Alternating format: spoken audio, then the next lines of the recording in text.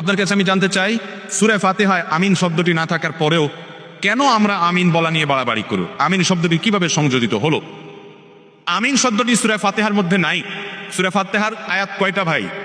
7টা আয়াত। এই 7টা আয়াতের মধ্যে আমিন নাই। সুন্দর প্রশ্ন।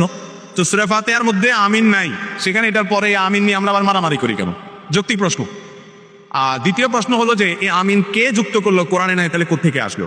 ভাইরা আমার, এই আমিন যুক্ত করেছেন স্বয়ং নবী করিম সাল্লাল্লাহু আলাইহি ওয়াসাল্লাম। তিনি বলেছেন, মানুষ যখন সূরা ফাতিহা পড়া, বিশেষ করে জামাতে ইমাম গায়রুল মাগদুবি আলাইহিম ওয়ালাদ-দাল্লিন সূরা ফাতিহা পড়ে যখন শেষ করে, যে ব্যক্তি ইমামের এই সূরা ফাতিহা শেষ করা শুনে, সূরা ফাতিহার শেষে অনেকগুলো দোয়া আছে আল্লাহর কাছে, আমরা অনেকে জানি না, না জেনে পড়ি।